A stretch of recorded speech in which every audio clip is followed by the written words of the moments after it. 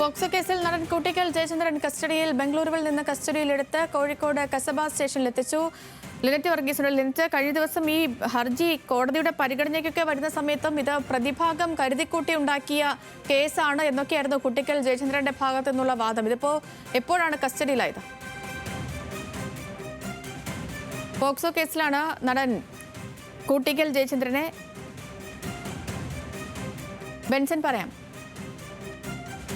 സേതുലക്ഷ്മി, ഇന്ന് രാവിലെയാണ് ഇത്തരത്തിൽ ബാംഗ്ലൂരിൽ നിന്നും കൂട്ടിക്കൽ ജയചന്ദ്രനെ അന്വേഷണ സംഘം കസ്റ്റഡിയിലെടുത്തിട്ടുള്ളത്. കസ്റ്റഡിയിലെടുത്തപ്പോൾ കോഴിക്കോട് കസബ സ്റ്റേഷനിലേക്കാണ് എത്തിയിരിക്കുന്നത്. കസബ സ്റ്റേഷനിലാണ് ഈ ഒരു പീഡന പരാതിയിൽ കേസ് എടുത്തിട്ടുള്ളത്. ഈ കേസിൽ നമുക്കറിയാം, കഴിഞ്ഞ ദിവസമാണ് സുപ്രീം കോടതി കൂട്ടിക്കൽ ജയചന്ദ്രന്റെ അറസ്റ്റ് തടഞ്ഞുകൊണ്ട് ഉത്തരവ് പുറപ്പെടുവിച്ചത്. കൂടുതൽ അന്വേഷണം പൂർത്തിയാക്കിയതിനു ശേഷം മാത്രമേ അറസ്റ്റ് അടക്കമുള്ള നടപടികളിലേക്ക് കടക്കാവൂ എന്ന ഉത്തരവ് സുപ്രീം കോടതിയുടെ ഭാഗത്തു നിന്നും ഉണ്ടായിരുന്നു.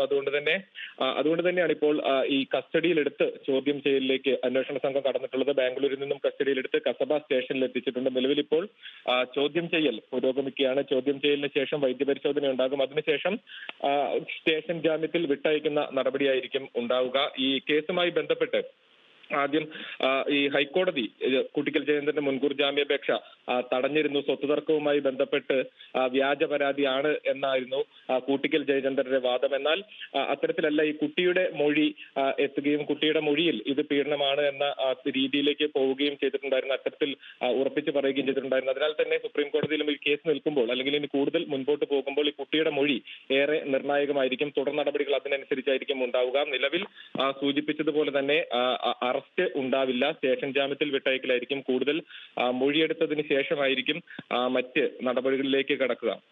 ഇത് കരുതിക്കൂട്ടി, തനിക്കെതിരെ കരുതിക്കൂട്ടി ഈ നിർമ്മിച്ച കേസാണെന്നും പോക്സോ നിയമങ്ങൾ പോലും ദുരുപയോഗം ചെയ്ത കേസാണെന്നും പരാതിക്ക് പിന്നിൽ മറ്റ് പല കാരണങ്ങളുണ്ടെന്നൊക്കെ കഴിഞ്ഞ ദിവസങ്ങളിൽ കൂടി ഈ ഹർജി പരിഗണനയ്ക്ക് വന്നപ്പോൾ കൂട്ടിക്കൽ ജയചന്ദ്രന്റെ അഭിഭാഷകൻ അറിയിച്ചിരുന്നു. അപ്പോൾ അതേ നിലപാടിൽ ഉറച്ചു നിൽക്കുകയാണോ ഇപ്പോഴും? അതെ, സൂചിപ്പിച്ചതുപോലെ തന്നെ ഈ പരാതി നൽകിയിട്ടുള്ള കുടുംബം അത് ഈ കൂട്ടിക്കൽ ജയചന്ദ്രന്റെ അടുത്ത ബന്ധുവിന്റെ കുടുംബം തന്നെയാണ്. അപ്പോൾ അത്തരത്തിൽ അവരുടെ സാമ്പത്തിക അവസ്ഥ, അവർ സാമ്പത്തികമായി കുറച്ച് പിന്നോക്കം നിൽക്കുന്ന ഒരു കുടുംബമാണ്. അവരുടെ ആ ഒരു അവസ്ഥ മുതലെടുത്തുകൊണ്ട് ശരി ബെൻസണിലേക്ക് മടങ്ങി വരും. ഇപ്പോൾ കസബ പോലീസ് സ്റ്റേഷനിൽ നിന്ന് ലിനറ്റ് വർഗീസ് കൂടി ചേർന്നു. ലിനറ്റ്, ഈ കൂട്ടിക്കൽ ജയചന്ദ്രനെ അവിടേക്ക് എത്തിച്ചിട്ടുണ്ടോ? ചോദ്യം ചെയ്യൽ തുടങ്ങിയോ?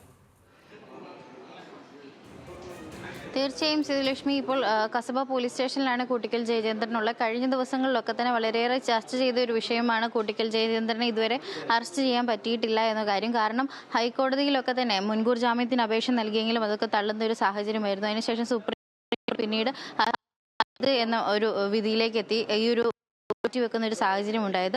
അതേ തുടർന്ന് കേസുമായി സഹകരിക്കണമെന്ന് കൂട്ടിക്കൽ ജയചന്ദ്രന്റെ വക്കീലിനെ സുപ്രീം കോടതി അറിയിക്കുകയായിരുന്നു. അതേ തുടർന്നാണ് ഇപ്പോൾ കേസുമായി സഹകരിക്കുന്നതിന്റെ ഭാഗമായി കസബ പോലീസ് സ്റ്റേഷനിൽ ഇപ്പോൾ കൂട്ടിക്കൽ ജയചന്ദ്രൻ ഇപ്പോൾ ഹാജരായിരിക്കുന്നത്. നിലവിൽ ഇപ്പോൾ അദ്ദേഹത്തെ ചോദ്യം ചെയ്യുന്ന നടപടികളിലേക്കൊക്കെ തന്നെ കടക്കുന്ന ഒരു സാഹചര്യമാണ് ഇപ്പോൾ ഈ ഒരു സ്റ്റേഷനിലുള്ളത്.